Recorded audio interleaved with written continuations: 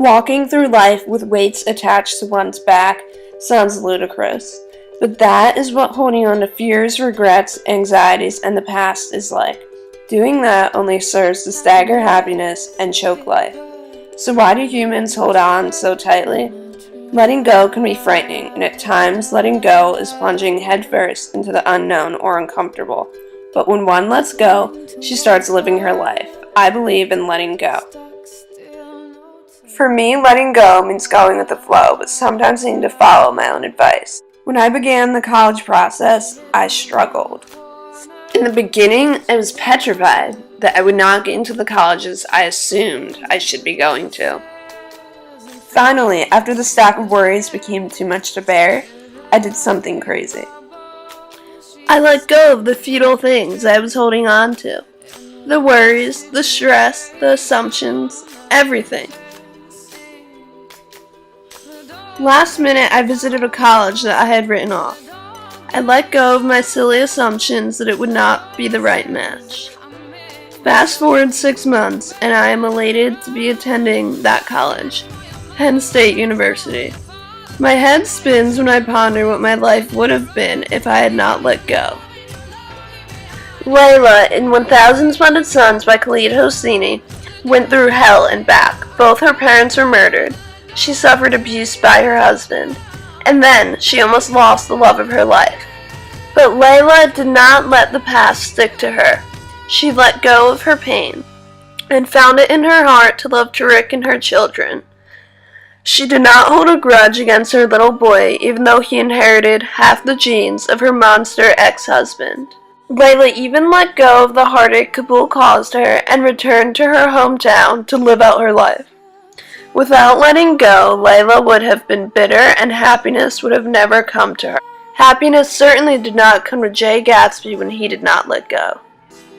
When it came to Daisy Buchanan, Jay Gatsby and The Great Gatsby by Scott F. Fitzgerald was a poster child for She's Just Not That Into You. Daisy married another man and always treated Gatsby as her second option. But despite all the obvious signs, Gatsby would not let Daisy go. Hundreds attended Gatsby's weekly parties. He could have found the perfect Mrs. Gatsby, but his eyes only for Daisy were blind to all other possibilities.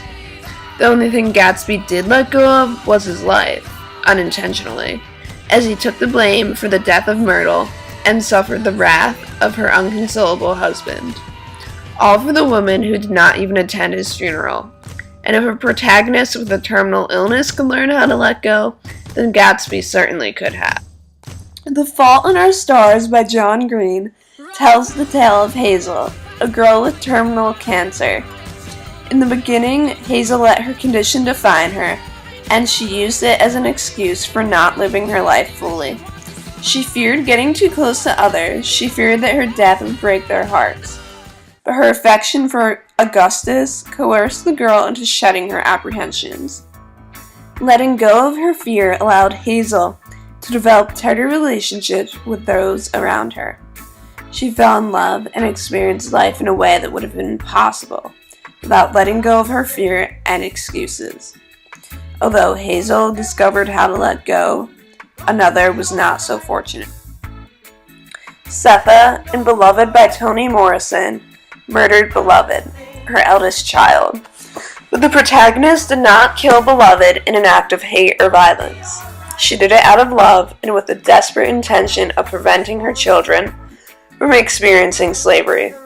However, Setha never condoned or eradicated her murder of Beloved. Setha was no longer enslaved by the white man, but instead by her past. The presence of both the ghost and reincarnated Beloved became a symbol of her enslavement. Even when the reincarnation of Beloved fled, Setha would still not renounce Beloved, claiming, "She was my best thing." Confronting and letting go of her past would have been painful, but it would have been nothing in comparison to the pain she experienced losing her mind trying to please Beloved. I believe in letting go, even though it may not always be easy. But holding on to worries, fears, and regrets will not change or amend any situation. So let go. And in the words of Bob Marley, every little thing is going to be alright.